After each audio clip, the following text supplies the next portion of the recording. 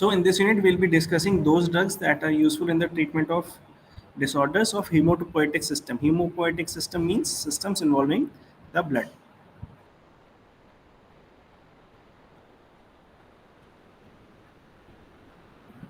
So hematinics and plasma expanders.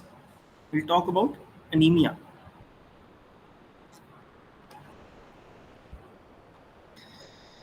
So anemia is basically the most commonly found condition amongst females. Anemia, it decreases. There is the decrease in the number of red blood cells or hemoglobin content in the. It may be due to the blood loss, or maybe due to the abnormal formation of the red blood cells, or the red blood cells are formed in good amount but they are being hemolyzed, वो break हो जाते हैं, और इनमें से किसी का भी combination हो सकता है. Like blood loss, maybe there somebody is having hemorrhoids, उसमें blood loss हो रहा है, and साथ ही साथ उसके जो blood cells बन रहे हैं they are deficient. तो ये दोनों कारण हो सकते हैं. Any combination can be there. Anaemia की जब हम बात करते हैं तो most commonly iron deficiency anaemia होता है. Also iron deficiency anaemia is the most common nutritional deficiency in the world. अगर सबसे कॉमन कोई न्यूट्रिशनल डेफिशिएंसी होती है, कोई विटामिन की नहीं है, सबसे common is iron deficiency.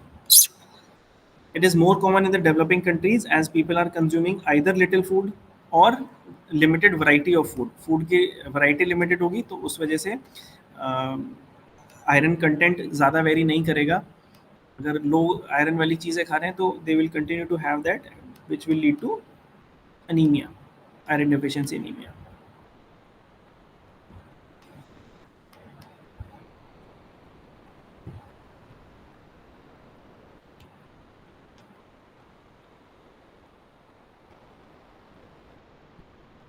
Iron requirement is higher in case of young children and infants because they are growing.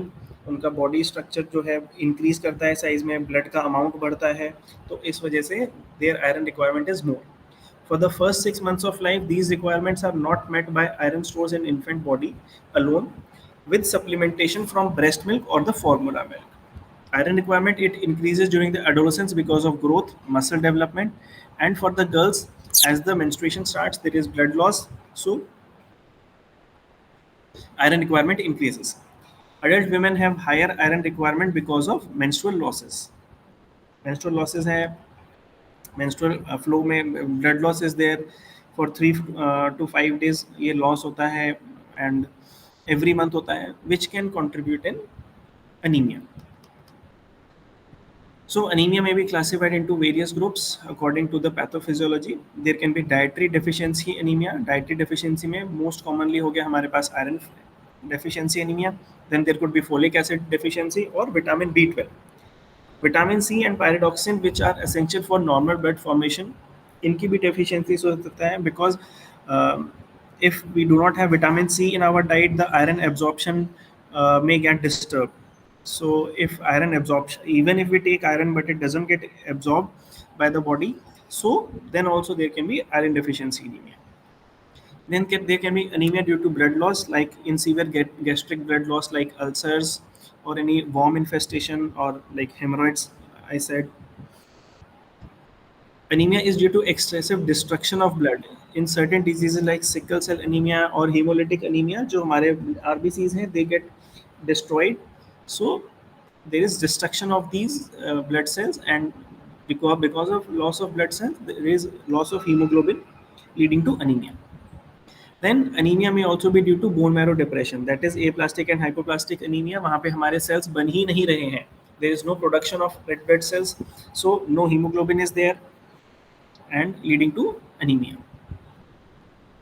Let's talk about iron. The body iron is distributed mainly in two forms. One as the heme form in hemoglobin, or and cytochrome oxidase enzymes, and also iron in the bound form, which is bound to a protein as a storage compound, ferritin and hemosiderin, and as transport iron bound to the transferrin. The total iron in human adult is approximately 3.5 grams. So after confirmation of iron deficiency anemia, iron therapy can be given by oral or parenteral route depending upon कितना anemia है. अगर बहुत ज़्यादा anemia होगा, patient is very weak, they cannot take iron tablets, or so they may be given iron through parenteral route by injections.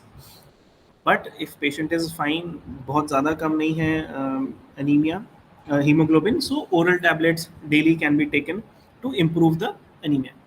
Generally, oral iron therapy is given unless the patient is suffering from severe anemia, malabsorption syndrome, gastrectomy, or patients who show adverse effect to oral iron therapy. It is used in the treatment of nutritional iron deficiency anemia during pregnancy, lactation, and to prevent iron deficiency in infants and children. So patients जिसमें malabsorption syndrome है, patients who are not taking NSAIDs for long period, and patients with chronic inflammatory disease, and in patients of gastrectomy, इन सब में जो है हम iron deficiency anemia को ख़त्म कर सकते हैं through oral और parenteral route of iron supplementation. Preparations of iron alone or in combination with B12 और folic acid are also available. Otrin common है, Otrin की आप टैबलेट देखोगे उसमें B12 भी है, folic acid भी है और iron भी रहता है. Erythropoietin, this is produced by the kidneys basically in anemia. Renal secretion of the erythropoietin increases many folds. Erythropoietin levels are always detectable in plasma. इनका काम क्या होता है? It stimulates proliferation, maturation and hemoglobin formation from the committed erythroid progenitors. जो erythroid cells होते हैं उनकी जो अलग अलग स्टेजेस होती हैं, तो उन स्टेजेस पे काम करता है ये एरिथ्रोपोइटिन, उनको मल्टीप्लाई करके उनको ग्रो करने में और उनमें हीमोग्लोबिन फॉर्म करने में, ये काम होता है हमारे एरिथ्रोपोइटिन का. It is used in the treatment of anemia of chronic renal failure, in anemia of patients with AIDS who are being treated with zidovudine, and also anemia that is associated with cancer chemotherapy. So erythropoietin जो है इन 3 patients में हम mainly use करते हैं. Then there are plasma expanders. Detail में हम बाद में जाएंगे. सिंपल सी बात है, प्लाज्मा एक्सपेंडर्स मतलब हमारा जो ब्लड प्लाज्मा है इसकी क्वांटिटी कम हो गई है, उसकी क्वांटिटी को रिटेन करने के लिए, क्वांटिटी को वापस से बढ़ाने के लिए जो हम यूज़ करते हैं, those are plasma expanders. Plasma substitutes expanders are high molecular weight substances which, when infused intravenously into bloodstream, they retain the fluid in the vascular compartment and exert osmotic pressure. कब देते हैं? When there is loss, when the blood plasma has been lost in various cases due to shock. कोई injury हो गई है, patient shock में है, internal bleeding है, कुछ भी है, उस वजह से तब हम देंगे. In case there is cases of burn, because there is lot of fluid loss from the body, then in cases of burn this can be given. Or there is severe trauma or extensive tissue damage which lead to lot of blood loss. So इसका काम क्या है? Basically it act as a temporary measure till the blood can be arranged. Blood का substitute blood है, but body में circulation बना रहे हैं, बॉडी फ्लूइड जो कम हो गया है वो रिप्लेनिश करने के लिए प्लाज्मा एक्सपेंडर्स देते हैं. इनकी ऑक्सीजन कैरिंग कैपेसिटी नहीं है, they do not carry oxygen, वो हीमोग्लोबिन का ही काम है, वो ब्लड, उसका रिप्लेसमेंट ब्लड ही रहेगा.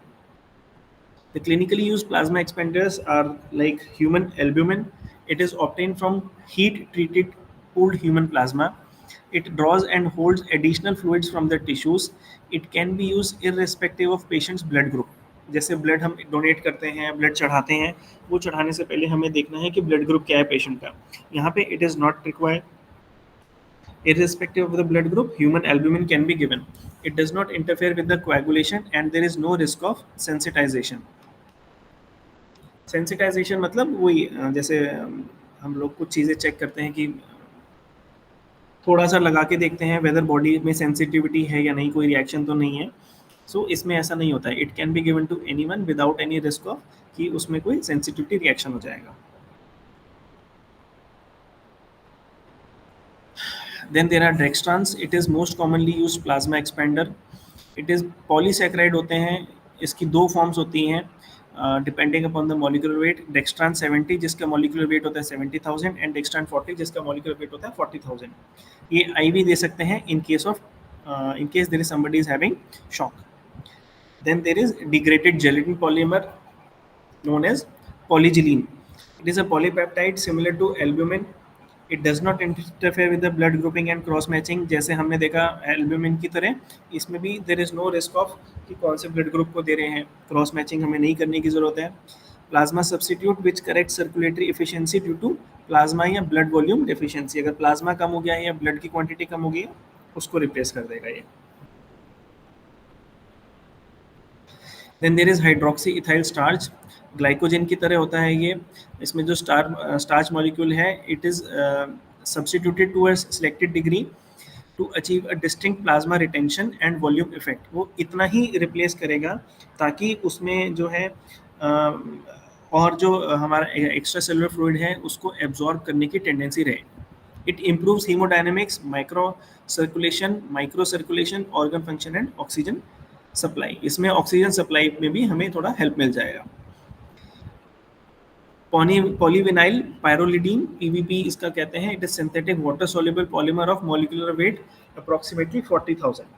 उसका काम क्या है? It interferes with the blood grouping and cross matching. क्योंकि इसमें जो है इंडिविजुअल ब्लड ग्रुप देखना पड़ता है, क्रॉस मैच करना पड़ता है, तो ये हर पेशेंट में इजीली नहीं दे सकते हैं and it is less commonly used. Then comes dextrose 5%, बहुत commonly use होता है. It is used in the prevention of dehydration of all types, excessive tissue protein catabolism, depletion of liver glycogen, and as a vehicle for administration of numerous drugs. For IV administration of numerous drugs. बहुत से drugs जो हमें IV देने होते हैं वो हम dextrose 5% solution का जो इन्फ्यूजन है उसकी जो बॉटल लगती है उसमें इन्फ्यूज कर दिया वो drug and it get supplied to the body. Dehydration है बॉडी में, उस केस में हम लोग डेक्सट्रोज देते हैं. When oral intake of food and water is limited as in pre and post operative patients. Patient कुछ खा पी नहीं सकता है, ऑपरेशन होना है, ऑपरेशन के बाद एनेस्थीसिया का इफेक्ट है, in that case we give him dextrose ताकि उसको बॉडी को ग्लूकोज मिलता रहे एंड फ्लूइड्स मिलते रहें. Correction of deficit of water as in case of inadequate intake or excessive loss of urine and perspiration. अगर बॉडी से फ्लूइड का लॉस है, वाटर का लॉस है, in that case we can give it to correct the deficit जो भी loss हुआ है. In the it is given in the treatment of ketosis and starvation. कोई डायबिटिक है उसको कीटोसिस में गया है वो या अदरवाइज कीटोसिस हो रहा है स्टार्वेशन की वजह से, डायरिया की वजह से, वॉमिटिंग या हाई फीवर की वजह से, in that case we can give dextrose 5%. It is also used in promotion of sodium excretion when there is excess sodium in the body due to excessive use of electrolyte solution. अगर कोई electrolyte solutions हमने लिए हैं जिसकी वजह से sodium body में sodium बहुत ज़्यादा हो गया है, in that case this can be taken and sodium का यूरिन के थ्रू excretion हो जाएगा. Because it's dextrose मतलब शुगर की फॉर्म में होता है तो it provides adequate calories to the body. Then there is normal saline जो बहुत commonly used होता है. When alkalosis is present along with fluid loss, we give normal saline. In case of severe salt depression, अगर sodium का बहुत ज़्यादा loss हो गया है उस केस में we will give normal saline because इसके अंदर सोडियम होता है. If the treatment of low salt syndrome which may occur in presence of heart failure, renal impairment and during surgeries, then in these cases chloride loss frequently exceeds sodium loss. तो क्योंकि इसके अंदर salt है, sodium chloride दोनों रहेंगे तो sodium और chlorine दोनों का रिप्लेसमेंट हो जाएगा. In severe salt depression resulting from excessive fluid loss due to sweating, vomiting and diarrhoea. अक्सर देखते हैं अगर डायरिया हो गया है, फ्लूइड लॉस हो गया है, इलेक्ट्रोलाइट लॉस हो गया है तो हम लोग नॉर्मल सलाइन देंगे. Then there is ringer lactate. Ringer lactate is highly heavy kind of plasma expander. इसके अंदर कैल्शियम क्लोराइड भी होता है, पोटेशियम क्लोराइड भी होता है, सोडियम क्लोराइड भी होता है एंड सोडियम लैक्टेट भी होता है. It is given for replacing the deficit of extracellular fluid due to decreased water intake or increased secretion of water and even in the absence of any acid-base disturbance. In case there is burn, there is infection, there is fracture, peritoneal irrigation करनी है. For these restoration of normal extracellular fluid balance during surgeries, we give this ringer lactate (RL). In case there is moderate metabolic acidosis, which occurs in case of mild renal insufficiency, diarrhea in the infants, या diabetic ketoacidosis, then also RL is given. During or after the anesthesia, in case there is metabolic acidosis resulting from disturbed respiration, also RL is given. Next is coagulants and anticoagulants. Thrombogenesis is an abnormal state of homeostasis leading to the formation of arterial and venous thrombus. Thrombus हम सब जानते हैं blood circulation में ही arteries vessel के अंदर अगर एक blood clot बन जाए उसे थ्रोम्बस कहते हैं एंड थ्रोम्बस के बनने को हम कहते हैं थ्रोम्बोजेनेसिस. Coagulation of blood comprises the formation of fibrin. There are 13 factors, 1 to 13 factors होते हैं which are involved in the coagulation of blood. So let's quickly review how clotting mechanism takes place. Hemostasis refers to the arrest of blood loss from a damaged blood vessel, that is stopping of blood bleeding. It is essential to maintain life. Supposedly किसी की कोई चोट लग गई है, कोई vessel rupture हो गया है, if there is no coagulating factor तो वहाँ से blood निकलता रहेगा. If there is coagulating factor तो blood जो निकल रहा है वो coagulate करके उस कट को hold करेगा and there will be no further blood loss.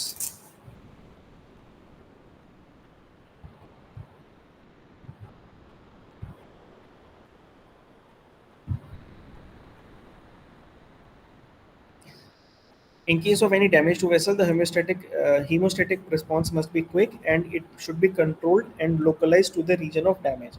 अगर थ्रोम्बस जो कोएगुलेशन है अगर वो सिर्फ डैमेज की जगह पे नहीं हो रहा है और भी कहीं पे हो रहा है तो हमारे ब्लड सर्कुलेशन में वो क्लॉट बन के घूमेगा which might at some point of time get lodged in any of our vessels leading to it can lead to angina or it can lead to myocardial infarction.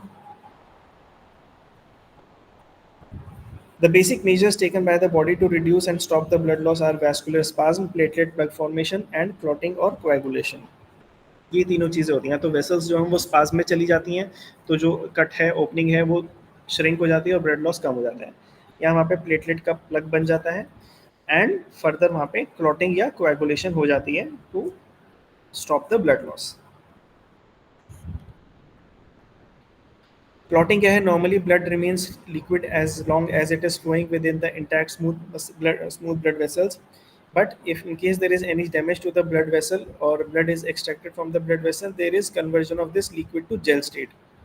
This gel or solidification gives a clot. जो बनता है उसे हम कहते हैं clot. The process of conversion of liquid to gel is termed as coagulation.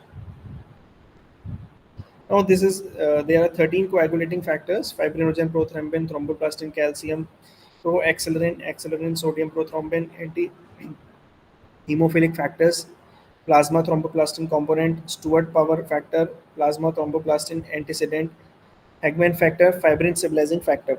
हम या तो ये नाम यूज करते हैं या फिर we use the terms in term of जैसे factor 1, factor 3, factor 4. If we say factor 4, it means we are referring to calcium. If we say we are talking about factor 10, we are talking about Stewart power factor. These are the stages of clotting. There is formation of prothrombinase. It can be formed by extrinsic pathway and intrinsic pathway. Extrinsic pathway क्या है? इसमें ये जल्दी बन जाता है. These are fewer steps than intrinsic pathway and occurs rapidly within matter of seconds. होता क्या है? इसको मैं एक्सटेंसिव पाथवे इसलिए कहते हैं बिकॉज जो प्रोटीन टिश्यू फैक्टर है ऑल्सो नोन एज थ्रोम्बोप्लास्टिन और coagulation factor 3 it enters into the blood stream from outside. ये बाहर से आता है and then it initiates the formation of prothrombinase. Tissue factor is release from the surface of the damage cell. It 3 के आने के बाद प्रोथ्रोम्बिनेज बनता है और फिर वहाँ पे क्या होता है फैक्टर 7 को एक्टिवेट करता है. Factor 7 it combines with factor 10 and thus factor 10 gets activated. Factor 10 in the presence of calcium combines with the factor 5 to give active enzyme prothrombinase. Intrinsic pathway में क्या होता है? It is more complex and is more slower and takes much time as compared to the extrinsic pathway. No outside tissue damage is required for this. A rough vessel with exposed collagen is sufficient. Contact with collagen activates factor 12. This in turn activates the factor 9. Factor 12 activate हुआ, it activates factor 9. Then factor 9, it joins with the factor 8 and gives further activate the factor 10.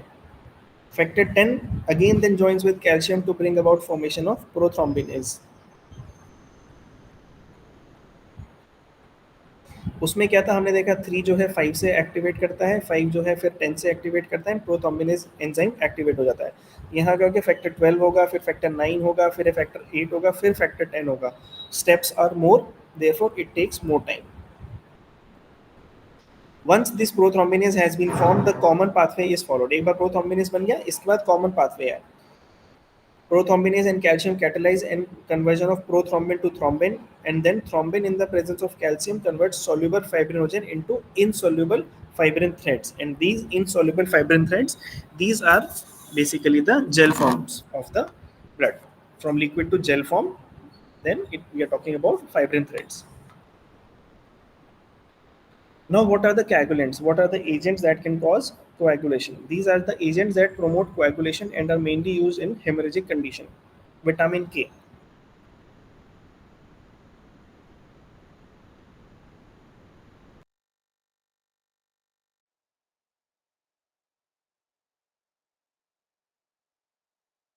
In leafy green vegetables, most of the vitamin K is synthesized by intestinal microorganisms, and there is a risk of vitamin K deficiency in the newborn. So basically, vitamin K is the most commonly used coagulant. Then there are anticoagulants. बहुत ज़्यादा coagulation होगी तो thrombus formation हो सकती है, MI हो सकता है, angina हो सकता है, and hemostasis hamper हो सकता है. So there are certain anticoagulants that may be needed at times. Most common is the heparin. It is a heterogeneous mixture of sulfated mucopolysaccharide and quick-acting anticoagulant, which shows efficacy both inside and outside, and having a molecular weight from 4,000 to 40,000. Low molecular weight heparin, high molecular weight heparin, इस तरह से नाम से आते हैं। लो वाले 4,000, high वाले 40,000. Its biological activity is dependent upon the plasma protease inhibitor antithrombin 3, which inhibits clotting factor protease by forming equimolar stable complexes with them. तो क्या करता है, एंटीथ्रोम्बिन 3 को जो है एक्टिवेट कर देता है। Antithrombin 3, not thrombin 3. Low molecular weight heparins, these are prepared by enzymatic और chemical hydrolysis of conventional जो heparin जो हमारे पास अवेलेबल है 4,000 और 40,000 वाला, उसको हम सिंपल करके 3,000 to 7,000 molecular weight वाला बनाते हैं. Those are known as low molecular weight heparins. Then there are heparinoids. Heparinoids क्या हो गए? These are not heparin but heparin-like substances. There can be ancrod, which is an enzyme obtained from Malayan pit viper. जो snake होता है pit viper, Malayan pit viper, उससे ये enzyme जो है निकाला जाता है. Then there is danaparoid. It is isolated from porcine intestinal mucosa and is used in deep vein thrombosis. Then there is lepirudine, which is a recombinant derivative of hirudine.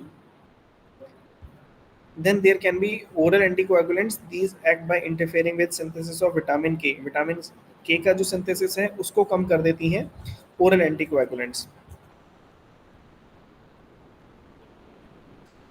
एक तो हो गया कोएगुलेशन को रोकने वाला, दूसरा क्या हो गया, अगर कोएगुलेशन हो गई है उसको ब्रेक करने वाला. Those are known as thrombolytics. Thrombogenetics जो थ्रोम्बोस बनाते हैं, थ्रोम्बोलाइटिक्स जो थ्रोम्बस को ब्रेक करते हैं. These are the agents that are used to break the clot and recanalize the occluded blood vessel. कोई blood vessel है, वहाँ पे एक थ्रोम्बस जो है आके अटक गया है, तो वहाँ पे blood flow कम हो जाएगा या रुक जाएगा. Then thrombolytics are given. Those thrombus that have been formed are broken, are removed. Then the blood flow is maintained. The agents most commonly used are streptokinase, urokinase, and alteplase. जब भी तो नहीं, many a times when the case of heart attack या MI आता है, उस case में हम लोग स्ट्रेप्टोकाइनेज देते हैं ताकि जहाँ पे भी ब्लड थ्रोम्बस बन गया है वो थ्रोम्बस रिमूव हो जाएगा एंड ब्लड फ्लो उस जगह पे रिट्रीव हो जाएगा. Then there are platelet inhibiting drugs known as abciximab, which is indicated for platelet aggregation inhibition as adjunct to percutaneous transluminal coronary angioplasty और एथेरेक्टोमी। जब कभी भी हमें पीटीसीए करना होता है, परक्यूटेनियस ट्रांसलुमिनल कोरोनरी एंजियोप्लास्टी या एथेरेक्टोमी करनी होती है, उस केस में हम लोग एब्सिक्सिमैब देते हैं। इससे क्या होगा, जो प्लेटलेट की कलेक्शन है वो कलेक्शन को रोक देगा, so the procedure gets easy.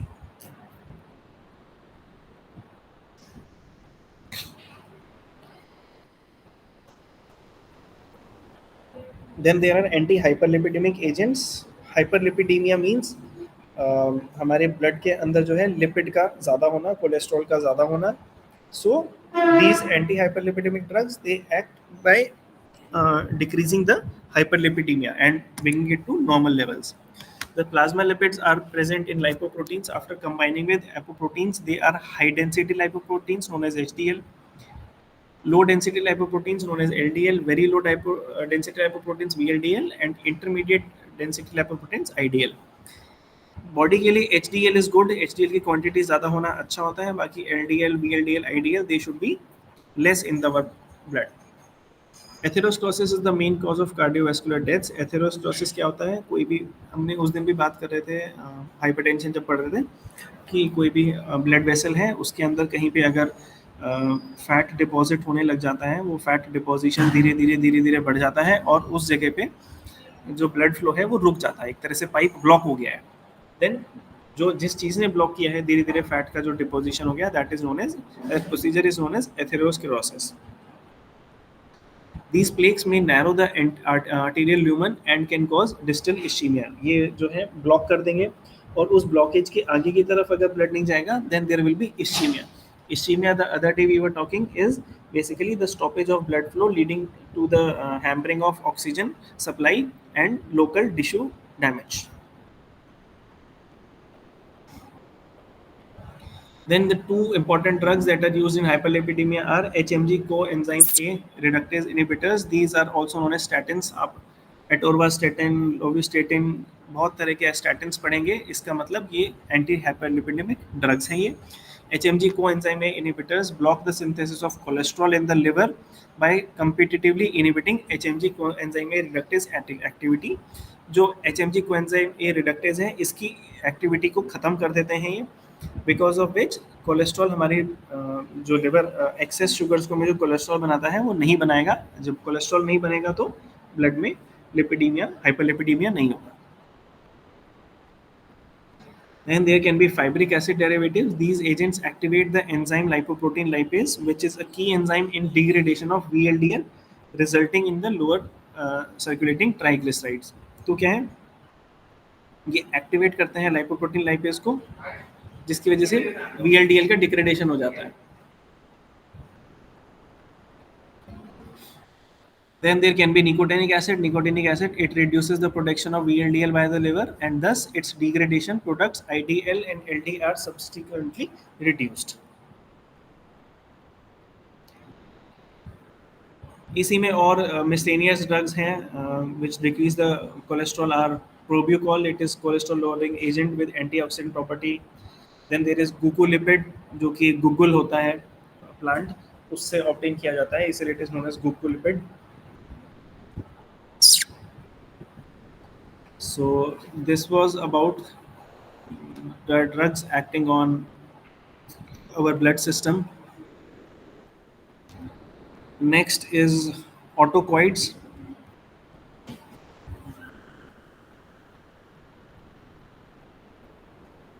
So what is an autocoid? Auto means अपने आप, self, alkos means remedy.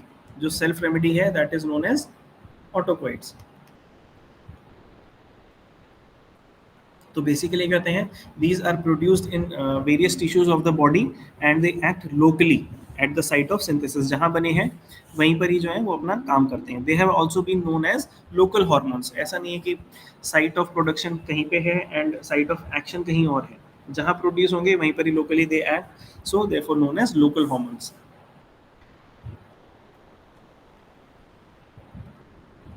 Important autocoids are like histamine, 5-hydroxytryptamine or serotonin, then prostaglandins, leukotrienes and kinines. Histamine Histamine is a potent biogenic amine that occurs in tissue in almost all forms of life and released in a free state in response to any injury or any antigen antibody reaction. Basically, जब भी कोई injury होती है या कोई antigen antibody reaction होता है हमारी बॉडी में, कोई फॉरेन एजेंट आता है और एंटीबॉडी उसके अगेंस्ट रिएक्ट करते हैं, तो हिस्टामीन्स हमारी बॉडी में रिलीज होते हैं. Histamine is found in most of the tissues present in various biological fluids. In most tissues, histamine exists in granules and in mast cells or the basophils. जो हमारे blood के अंदर ये sales होते हैं, इस जगह पे histamines रहते हैं. It is also present in many venoms of bees and wasp, bacteria and plant tissues. कभी होता है कि कोई ऐसा प्लांट हमने खा लिया या हम उसके कॉन्टैक्ट स्किन से हमारे कॉन्टैक्ट में आ जाता है, और in case there is any bee और वास्प जो बाइट कर लेती है, दे रिलीज द हिस्टामिन्स हमारी बॉडी में, and because of that we may have any local reaction, allergic reaction. Their histamine receptors. The present evidence indicates that histamine mainly acts on two types of receptors, H1 and H2, which are used clinically. Now, in histamines को रोकने के लिए क्या आते हैं? Antihistaminic agents.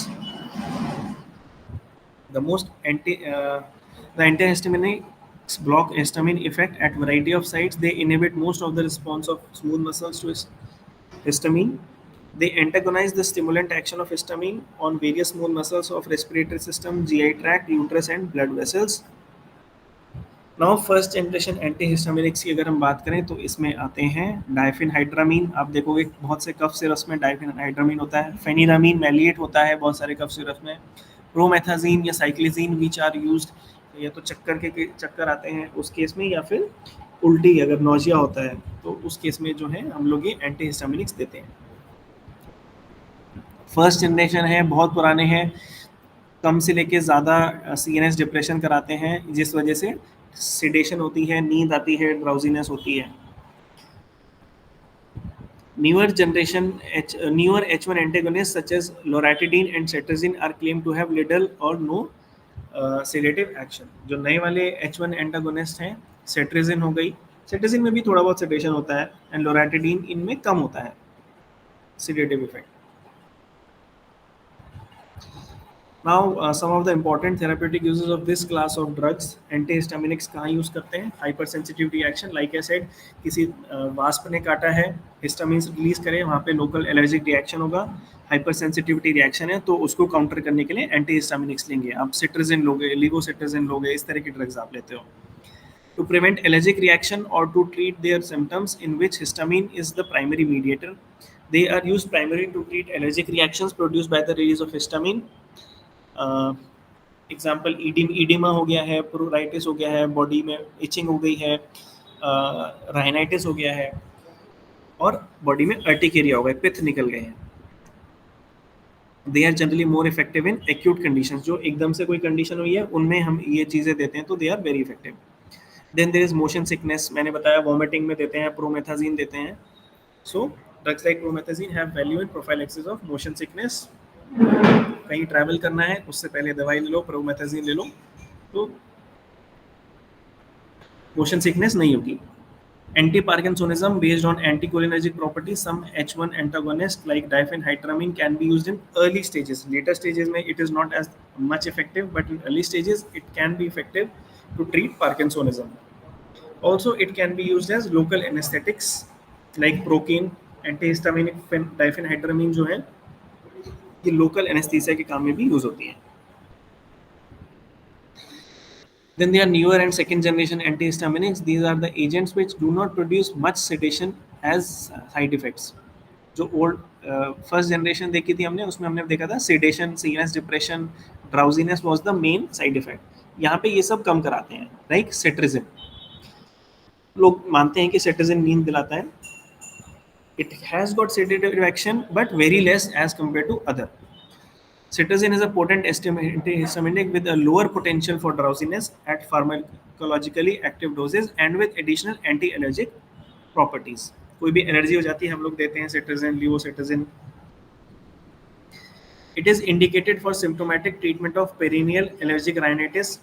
जो सारे साल रहने वाला एलर्जिक राइनाइटिस है उसमें हम लोग सेटरजिन देते हैं, या कभी कोई सीजनल चेंज है, भाई समर्स टू विंटर्स आ रही हैं उस टाइम पे, या कभी कोई क्रॉप कटिंग है या फ्लावर्स से पॉलन्स निकलते हैं, उस केस में जो सीजनल है एलर्जिक राइनाइटिस है, in that case we give cetirizine. Chronic idiopathic urticaria मतलब जिसका कारण नहीं पता चल रहा है किस वजह से हो रहा है, बट पूरी बॉडी में अर्टिकेरिया हो रहा है, देन सेटरजिन इज गिवन। कंजंक्टिवाइटिस में हम लोग देते हैं, या एडल्ट्स में जब इचिंग होती है उन तब हम जो है सेटरजिन देते हैं। Next is fexofenadine. नाम बड़ा सा है बट कॉमनली आप लोगों ने सुना होगा इसको एलेग्रा के नाम से। जो एलेग्रा के अंदर सॉल्ट होता है that is fexofenadine. It is a non sedative antihistaminic, कोई नींद नहीं आएगी इससे। It with selective peripheral H1 receptor antagonist activity, no sedative or other CNS effect were observed. It does not cross the blood-brain barrier. Then there are certain H2 receptor antagonists like cimetidine, ranitidine, and famotidine. ये ऊपर वाले H1 receptor antagonists है, these are H2 receptor antagonists.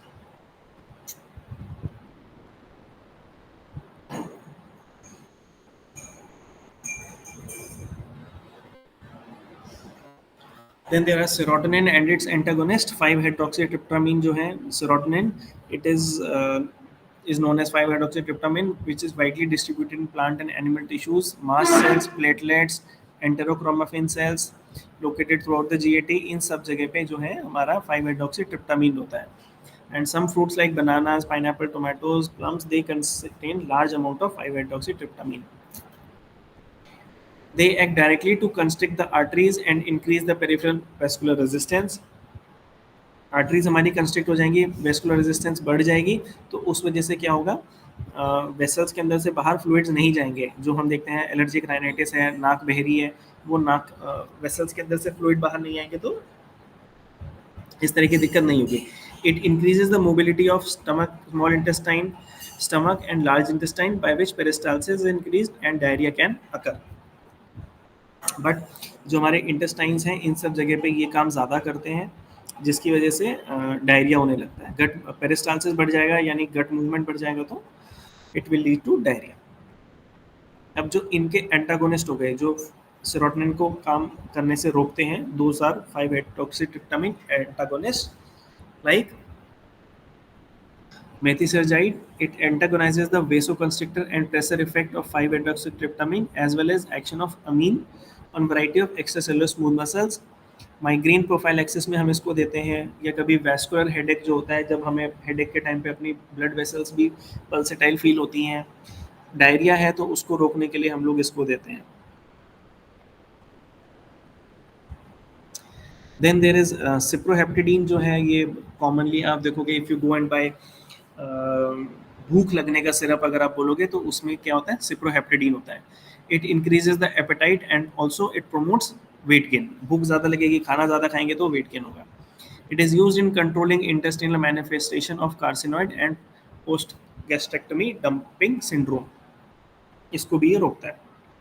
Then there is ketanserin. It blocks 5-hydroxytryptamine, induce vasoconstriction, platelet aggregation, and contraction of airway smooth muscles. Anti hypertensive की तरह इसको भी use कर सकते हैं। अगर बीपी बढ़ रहा है तो in that case this can be used, but mechanism of action, वो क्यों आता है इसका effect, that is not much no.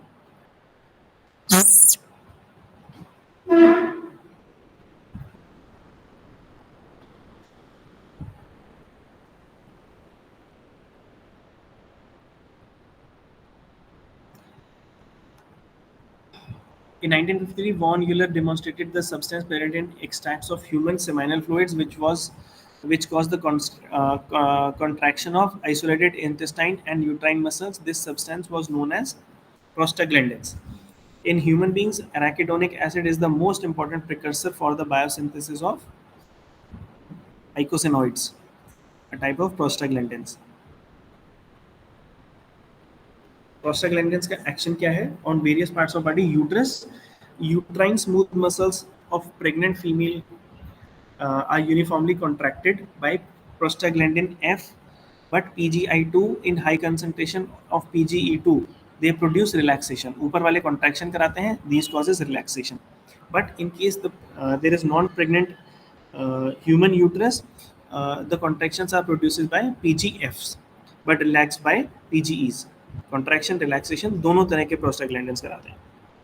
Then there is bronchial muscle. उस पे क्या act होता है? Bronchial and tracheal muscles are contracted by PGFs and PGD2s, but relaxation is caused by PGEs. Asthmatic patients, they are sensitive to PGF2 alpha. GI system पे क्या होगा?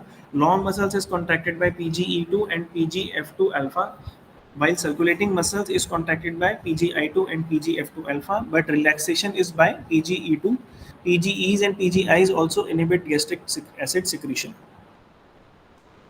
Cardiovascular system, PGEs are potent vasodilators, but PGFs are vasoconstrictors.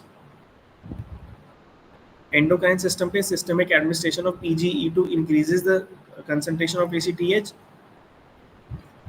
growth hormone, prolactin, and gonadotropins. Uses क्या हो गए? It can be used in abortifacient, that is, they can be used in causing abortion. Intra-amniotic administration of PGF2 alpha produced abortion with less severe adverse effects. It is used in second trimester of abortion and usually administered as a single 40 mg intra-amniotic injection.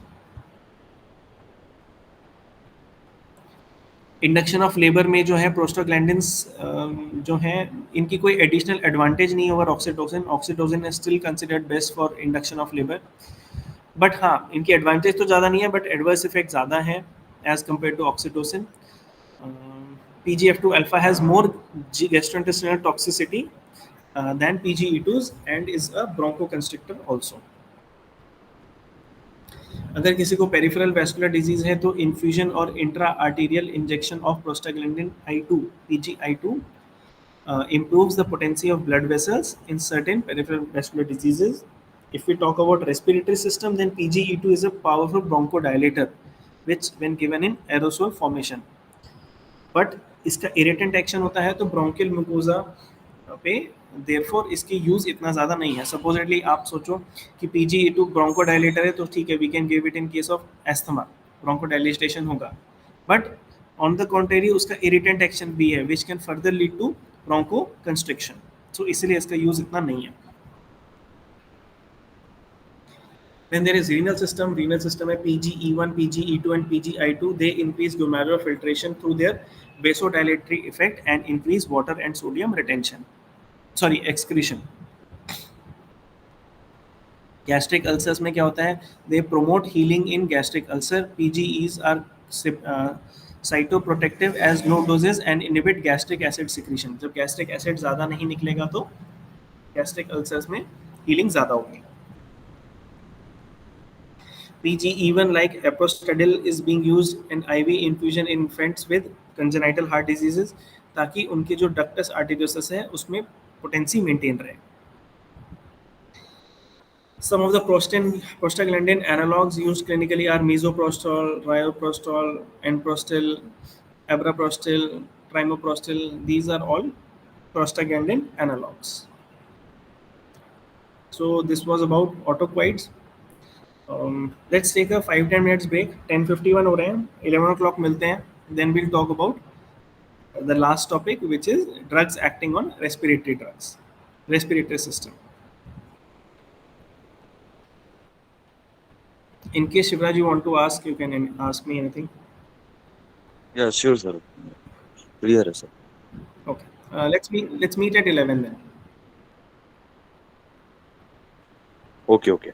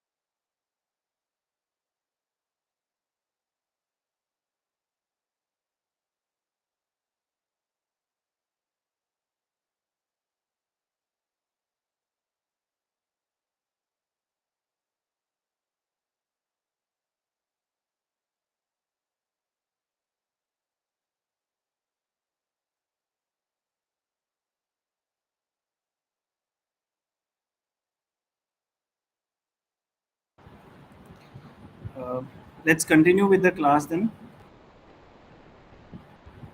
Yes, sir. Yes, sir. Shivraj समझ में आ रहा है अभी तक जो पढ़ाया? Yes, sir. हाँ sir, clear है. Okay. So now the drugs that act upon our respiratory system.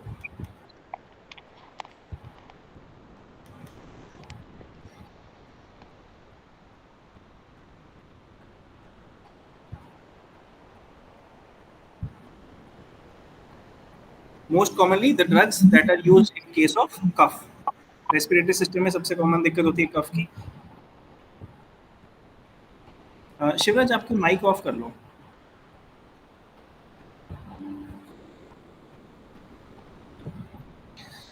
So cough basically क्या होता है? Cough is a protective reflex which helps in expulsion of respiratory secretions or foreign particles which are irritant to the respiratory tract. कोई भी respiratory secretions हैं या कोई particle आगे respiratory tract में लॉज हो गया है तो जिसकी वजह से एक रिफ्लेक्स मैकेनिज्म होता है, कफिंग होती है ताकि वो इरिटेंट जो है या सिक्रीशंस जो है वो बाहर निकल जाए. The cough may be dry that is without sputum और अनप्रोडक्टिव कहते हैं उसको, और it may be productive that is the cough is having sputum. Then there are certain factors which are responsible for production of cough. There can be environmental factors like कोई irritant pollution है, कोई dust है, smoking है, automobiles smoke है, इन सब में जो है coughing बढ़ जाती है. Then there can be upper respiratory tract infections. कोई lung में infection हो गया है या there is somebody is having asthma or any having pleural disease like pleural effusion. Then there can be chronic pulmonary ailments जो लंबे चलते हैं like tuberculosis, chronic bronchitis, lung cancer. There can be emphysema, so many things. Then cough may be induced by intake of certain medicines like ACE inhibitors जो होते हैं हमारे, they can cause coughing. Then there are pharyngeal demulcents.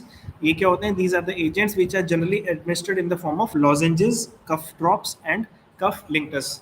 जो कफ syrups आते हैं हमारे linctus की form में जो होते हैं, these are usually given. pharyngeal demulcents ये क्या करते हैं? ये एक सूदनिंग इफेक्ट देते हैं हमारी थ्रोट को, एंड उस सूदनिंग इफेक्ट देते हैं और सलाइवा का फ्लो इंक्रीज करते हैं जिसकी वजह से ड्राई कफ में ये बहुत हेल्पफुल रहते हैं. They produce the सूदनिंग action on throat directly and by increasing the flow of saliva and thus provide symptomatic relief from dry cough. Then there are expectorants. Expectorants मतलब the drugs that help in expectoration. जो productive cough है, जो sputum formation है, उसको बाहर expel करने में help करता है. Expectorants are the drugs which increase the production of bronchial secretions and reduces viscosity to facilitate its removal by coughing. जो बलगम जमा होता है, हम कहते हैं बहुत गाढ़ा बलगम है, तो expectorants देते हैं, वो पतला हो जाता है, dilute हो जाता है, because of which उसको बाहर निकालना, expel करना gets easier. Certain volatile oils of plants like oil of lemon, anise, eucalyptus by steam inhalation route increase the respiratory secretions by its direct action. Certain salts which are used as emetics. Emetics मतलब जो vomiting कराते हैं, when used in subemetic dose. Emetic उल्टी कराने वाली dose से अगर उसको कम क्वांटिटी में हम यूज करेंगे, they increase the bronchial secretion and expel it out. This is known as saline expectorant. जैसे कहते हैं कि उल्टी करनी है, किसी को कुछ खा लिया है, अच्छा नहीं लग रहा है, तो उस केस में क्या होता है, नमक का पानी पी लो, तो कहते हैं उससे उल्टी हो जाती है, यानी इट कॉजेज एमेसिस. बट वो नमक का पानी अगर हल्की डोज में है, वो अगर हम लेंगे तो एब्जॉर्ब होकर जो है ब्रोंकियल सिक्रीशंस को वो पतला करेगा एंड उसको बाहर निकालने में हेल्प करता है. Then there are ammonium salts like chlorides and carbonates which act as gastric irritant in nature and reflexly increases the bronchial secretion. Then potassium salts in the form of potassium iodide. They increase the respiratory secretion and decrease its viscosity. It is generally used for cough that is associated with chronic bronchitis and asthma. But उसका काम क्या होता है? It interferes with the thyroid function test because of presence of iodine. Then there are sodium and potassium citrate and acetate which increase bronchial secretion by their salt action. Then there are certain alkaloids like vesicine, bromohexine, acetylcysteine, carbocysteine which act and help in expectorant. Bromhexine आप बहुत commonly आपको cough syrup में मिलेगा। Then acetylcysteine भी मिल जाता है। ब्रोमैक्सिन is very common. Then एंटीटूसिव्स। एंटीटूसिव्स क्या होते हैं? जो कफ को सप्रेस करते हैं, but they does not act at the lung, at the level of lungs, they act at the central nervous system level. वो हमारे मेडुला ऑब्लोंगाटा पे एक्ट करते हैं and then they help in stopping the कफ। इसमें आता है most common is codeine, बहुत commonly सुना है, विच इज ओपियम एल्कलॉइड, जो है मॉर्फिन की तरह काम करता है। कफ सेंटर को जो है हमारे डिप्रेस करता है and also it has got analgesic property. Similarly कुछ है pholcodine, it is similar to codeine in efficacy but is benefit क्या है? It is longer acting, but इसकी एनाल्जेसिक प्रॉपर्टी नहीं है या ये एडिक्शन भी नहीं होती है इसको। Then there is nascopine, dextromethorphan. This is again very common synthetic component which is used as antitussive and effective as codeine without any addiction liability. कोई addiction नहीं है, but जो है कफ के केस में जो है रिलीफ देता है। कफ बहुत ज़्यादा है, डेक्स्ट्रोमेथोर्फिन helps in reducing that cough. Then there are pipazethate, which is another synthetic compound. कुछ काम है? शिवराज जस्ट होल्ड ऑन, तुम्हारी क्लास चल रही पीछे, बताओ क्या काम है? तो तुम्हारी क्लास कौन ले रहा है? इधर फैमिली स्टडी वाला जो है,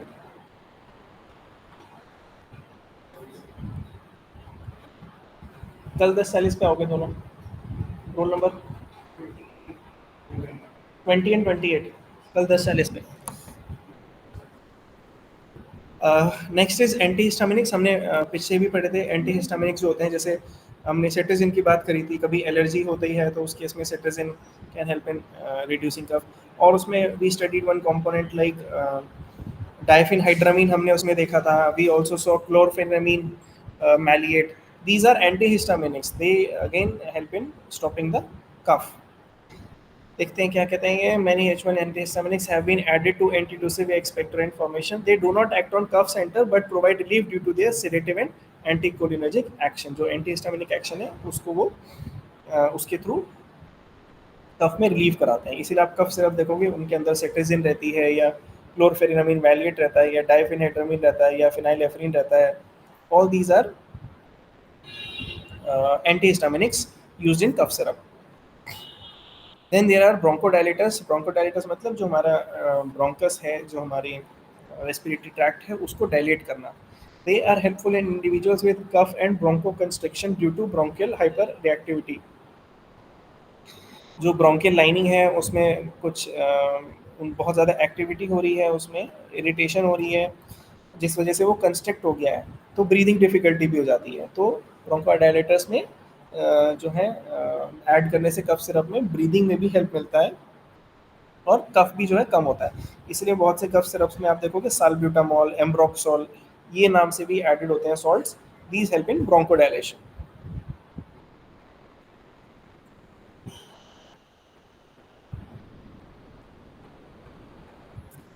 Then what can be there in the respiratory system is very common thing, asthma. So asthma is a disease that is characterized by an increased responsiveness of the trachea and bronchi to a variety of stimuli and manifests as narrowing of airways that change in severity either spontaneously or as a result of therapy. Asthma क्या हो गया? कोई भी एक allergen आया या कोई भी एक ऐसा समझ लो कॉन्ट्रीब्यूटरी फैक्टर आया जिसकी वजह से ट्रेकिया की इंक्रीज रिस्पॉन्सिवनेस हो गई एंड ब्रोंकाई की, तो जो एयरवे पैसेज है वो पतला हो जाएगा, जिसकी वजह से प्रॉपर एयर जो है हमारी लंग्स में नहीं जाएगी। That situation is asthma. The impairment of airflow in asthma is caused by basically three abnormalities: constriction of bronchial smooth muscles, bronchoconstriction हो गई है तो रास्ता कम हो गया है, ऑक्सीजन या एयर कम जाएगी। स्वेलिंग ऑफ ब्रोंक्यूलर म्यूकोसा, जो ब्रोंकियस लाइनिंग है उसके अंदर ईडिमा आ गया है। अब ईडिमा आने से क्या हो गया? वो ईडिमा मतलब फैलावट हो गई है, तो ल्यूमेन वो उसकी जो म्यूकोसा है वो फैल गई, इस वजह से अगेन जो ल्यूमेन है वो पतला हो गया। And there can be excessive bronchial secretions, जिसकी वजह से इरिटेंट इफेक्ट को रोकने के लिए ब्रोंको कंस्ट्रिक्शन हो जाएगा। Then sympathomimetics, beta agonists are invariably used in symptomatic treatment of asthma. Epinephrine and ephedrine are structurally related to catecholamines. छोड़ो आप लोग। हाँ, साल्ब्यूटामोल हम पीछे, हाँ, एड्रेजिक ड्रग्स में जो है हम लोग यूज करते हैं in this case. Salbutamol is highly selective beta two adrenergic stimulant having a prominent bronchodilator action. जैसे मैं बोल रहा था, बहुत से कफ सिरप्स में ब्रोंकोडायलेटर्स एडेड होते हैं, तो उसमें साल्ब्यूटामोल मिल जाएगा आपको, which is a bronchodilator. used by it is given by oral as well as inhalation route in nebulization जब होती है तो बहुत commonly salbutamol को use करते हैं। हाँ, साइड इफेक्ट्स इसमें कॉमन होते हैं बिकॉज पेशेंट बोलने लगता है मेरी धड़कनें बढ़ गई हैं, बेचैनी हो गई है, घबराहट हो रही है। These can be the common side effects in case of salbutamol. Then there can be terbutaline which is similar to salbutamol, is administered orally या फिर आईवी भी उसको हम दे सकते हैं। आईवी मतलब आईवी, आईएम, सबक्यूटेनियस अलग अलग फॉर्म्स में आती है, या फिर उसको इनहेलेशन रूट से दे सकते हैं। सॉरी, करेक्शन, पेरेंटली हम उसको सिर्फ इनहेलेशन रूट से दे सकते हैं और कोई ऐसा नहीं है। Then can be salmeterol which is a newer acting selective alpha 2 adrenergic agonist. इसका ऑनसेट ऑफ एक्शन स्लो होता है एंड ये मेंटेनेंस थेरेपी के लिए ज़्यादा दिया जाता है, ट्रीटमेंट पे तो नहीं, बट वो ट्रीटमेंट को मेंटेन करने के लिए हम लोग ज़्यादा देते हैं। या नॉक्टर्नल एस्थमा होता है या एस्थमा ड्यू टू एक्सरसाइज, इन केसेस में हम सॉल्मेट्रोल ज़्यादा प्रेफर करते हैं।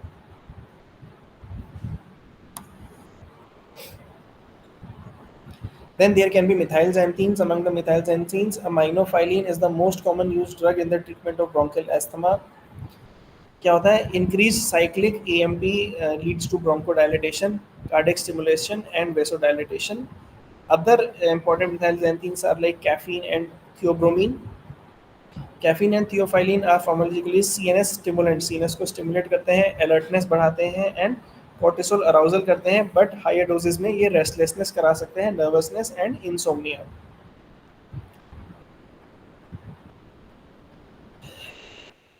Anticholinergics like atropine is derived from ipratropium bromide, block cholinergic pathway that can cause airway constriction. So atropine, sorry, ये भी जो है हम लोग एड्रेनर्जिक ड्रग्स में हम लोग देख चुके हैं इनको। Then there are mast cell stabilizers.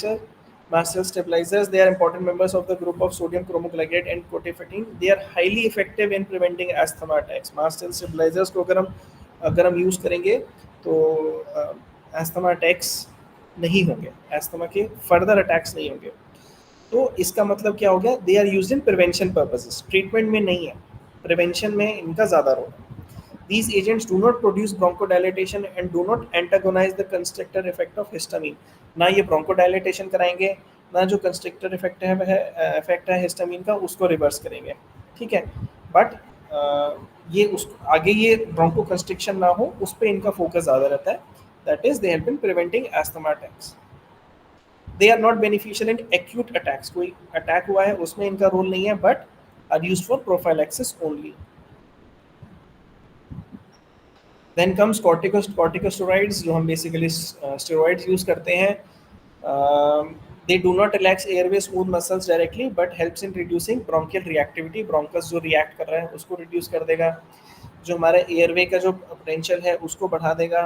Inflammatory response है कोई एंटीजन एंटीबॉडी का, उसको ख़त्म कर देगा, या कोई स्टिमुलाई है उसको रिड्यूस कर देगा, ताकि एस्थमा का एक्सर्बेशन ना हो, उसके बहुत ज़्यादा एकदम से एस्थमा का अटैक ना आए। Systemic steroids are used in both severe chronic asthma and in case of acute emergency of asthma. मतलब हम ओरली जो है स्टेरॉइड की टैबलेट्स या हो सकता है इफ़ रिक्वायर्ड हाइड्रोकॉर्टिसोन के इंजेक्शन ले सकते हैं अगर बहुत ज़्यादा एस्थमा हो रहा है, that is known as status asthmaticus. The inhaled steroid suppresses asthma by topical inflammatory reaction. That's it. Then there is leukotriene pathway inhibitors. Interesting है, leukotrienes liberated during inflammation are more powerful bronchoconstriction and are longer acting. ये ज़्यादा time के लिए act करते हैं।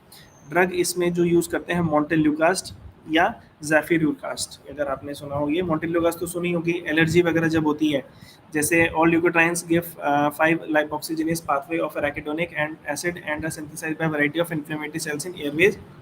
Example eosinophils, mast cells, eosinophils जहाँ होंगे मतलब एलर्जी, ठीक है। Then there is mast cells, basophils and macrophages. इस केस में, एलर्जी के केस में मोंटेल्यूकास्ट का जो है बहुत अच्छा रोल रहता है। प्रैक्टिकली जब जैसे हम बात करते हैं सीजनल कफ की बात हो गई या सीजनल राइनाइटिस की बात हो गई, उस केस में मोंटेल्यूकास्ट काफ़ी इफेक्टिव रहता है।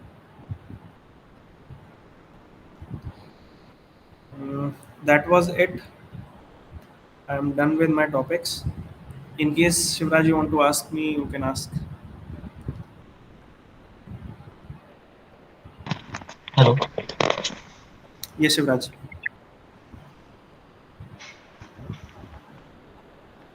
You want to ask me anything? Any doubt? हाँ सर, टॉपिक रिलेटेड तो मेरी कोई क्वेरी नहीं है सर, बिकॉज अब सब Okay. क्लियर है सर।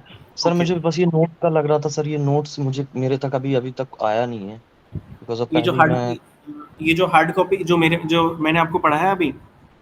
जी नहीं सर, वो तो है सर, ई कंटेंट है मेरे पास, वो फिजिकल सर हाँ। आना था नोट्स। अच्छा। शिवराज, फिजिकल नोट्स के लिए आप ना एक बारी आरसी चंडीगढ़ की ईमेल आईडी पर मेल कर दो। आपका आरसी कौन सा है? Sorry, sir Bhopal business centre है सर। तो आरसी भोपाल की जो ईमेल आईडी है rcbhopal@igno.ac.in, उस पर एक बार ईमेल कर दो। वैसे वो ऑन द वे ही होगा आपका, जब जो कंटेंट है एक्चुअली सर दिल्ली मैं से गया आता था, है। बिजनेस सेंटर विजिट किया था, तो उन्होंने बोला वहीं से चंडीगढ़ से ही होगा। नहीं नहीं, चंडीगढ़ नहीं, जो आपका आरसी होता है वही प्रोवाइड, वैसे तो दिल्ली से आता है, पर आपका आरसी ही ट्रैक करता है कि कहाँ पर है आपका जो है वो है। ठीक है, एक बार मैं वहाँ जरूर कांटेक्ट करता हूँ सर। जी जी, वैसे दिल्ली से आता है। ओके, मैं एक बार मेल कर देता हूँ सर। जी, okay, thank you. Thank you. Okay sir, thank you. Okay, thank you sir. Okay.